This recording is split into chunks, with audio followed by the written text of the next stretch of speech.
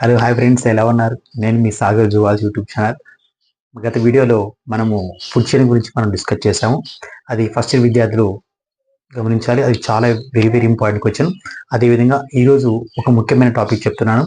అదేంటంటే circulatory system of Periplaneta. So circulatory సిస్టంలో cockroach నుంచి ఖచ్చితంగా ఒక క్వశ్చన్ వస్తుందండి. సో ఓకేనా, circulatory system of పెరిప్లానెటా.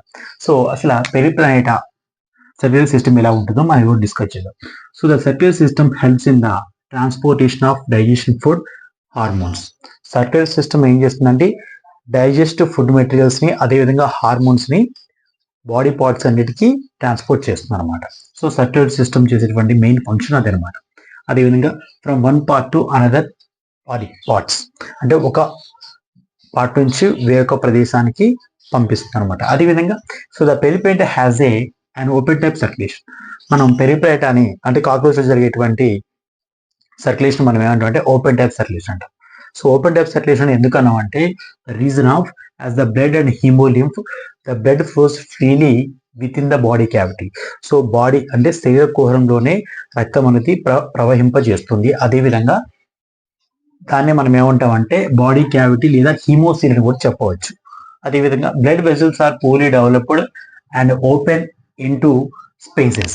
Blood vessels అనేవి చాలా పూర్గా ఉంటాయండి, అంటే బ్లడ్ వెజల్స్ అనేవి చాలా తక్కువ అభివృద్ధి చెంది ఉంటాయి. అదేవిధంగా and open into the spaces, ఇది స్పేసెస్ లో కుహరంలోకి స్పేసెస్ లోని చేరుకుంటుంది. అదేవిధంగా visceral organs are located in the haemocoel are bathed in the haemolymph.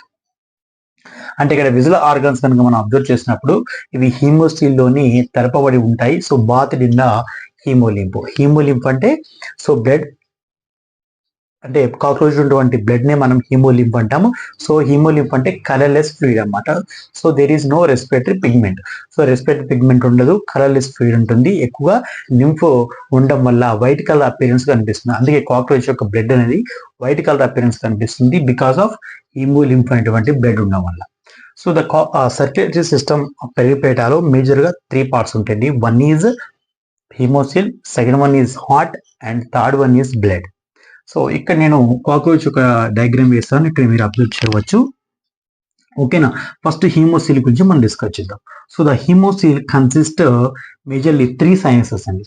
So ఈ హీమోసిల్ అనేది మేజర్ గా 3 సైనసెస్ కలిగి ఉంది. అదేంటంటే dorsal sinus, middle sinus, ventral sinus or sternal sinus లేదా స్టెర్నల్ హీమోసిల్ కూడా చెప్పవచ్చు.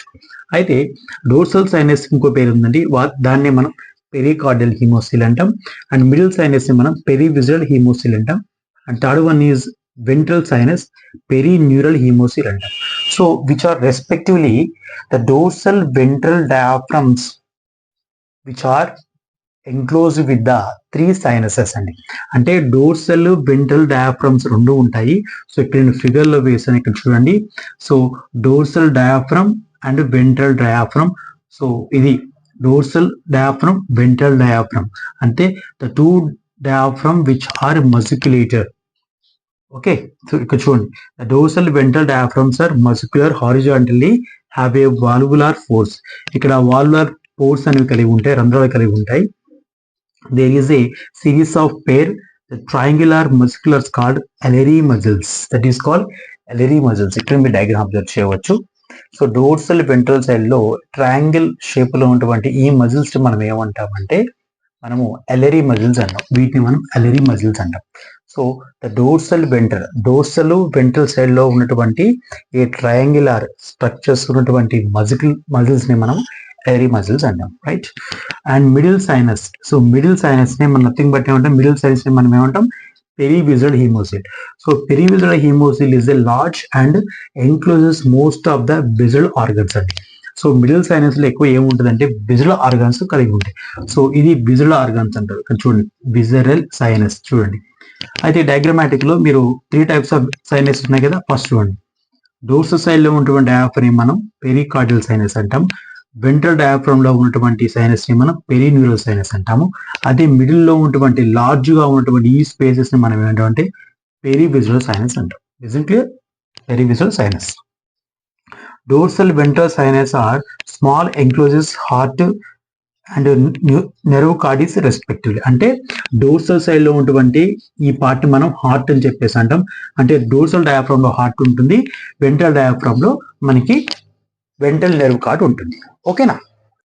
నెక్స్ట్ అదేవిధంగా డోర్సల్ డయాఫ్రామ్ లో హార్ట్ ఉంటుంది, వెంట్రల్ డయాఫ్రామ్ లో మన వెంట్రల్ నెర్వ్ కార్డ్ కలిగి ఉంటుంది. దీన్ని మనం పెరిన్యూరల్స్ అనేసి కూడా చెప్పవచ్చు.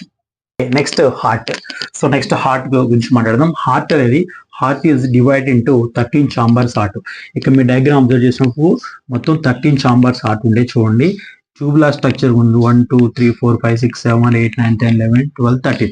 సో 13 చాంబర్స్ అనేవి కలిగి ఉన్నాయి. అందులో 3 చాంబర్స్ అనేవి situated in the thorax region అండి. సో థొరాక్స్ రీజన్ 1 2 3 ఈ 3 సెగ్మెంట్స్ ఉన్నటువంటి చాంబర్స్ మనము ఇక్కడ థొరాక్స్ రీజన్ చెప్పవచ్చు. అండ్ మిగతా 10 అనేవి అబ్డోమెన్ రీజన్. అంటే so this is the thorax and this is abdomen. So abdomen లో ఉన్నటువంటి చాంబర్స్ ని మనము అబ్జర్వ్ చేయవచ్చు. అందులో 10 చాంబర్స్ ఉంటే థొరాక్స్ లో 3 చాంబర్ హార్ట్స్ అనేవి కలిగి ఉంటాయి. ఓకేనా. Next 10 in the abdomens. And each chamber opens into the preceding chamber through the valvular openings. అంటే ఈచ్ చాంబర్ అనేది ఇక్కడ చిన్న వాల్వులర్ పోర్ ఉంటుందండి. ఇక్కడ వాల్వులర్ పోర్ రంధ్రం కలిగి ఉంటుంది. ఇక్కడ మీరు అబ్జర్వ్ చేయవచ్చు. ఫ్రమ్ ద యాంటీరియర్ నుంచి లాస్ట్ పేర్ ఆఫ్ హార్ట్ పేర్ చూసినప్పుడు మనం ఇక్కడ లాస్ట్ ఎండింగ్ వరకు కలిగి ఉంటుంది. ఇక్కడ మీరు చూడవచ్చు. So valvular openings. Anterior end ఏమో మనం అయోటా అంటాం. సో యాంటీరియర్ ఎండ్ మనం అయోటాగా గుర్తించవచ్చు. సో ఇది anterior end iota. And posterior end close అయి ఉంటుంది. పోస్టీరియర్ ఎండ్ క్లోజ్ ఓపెన్ ఉంటుంది. దీనే మనము ఆస్టియా అని చెప్పవచ్చు. So the valvular pores that is called osteo.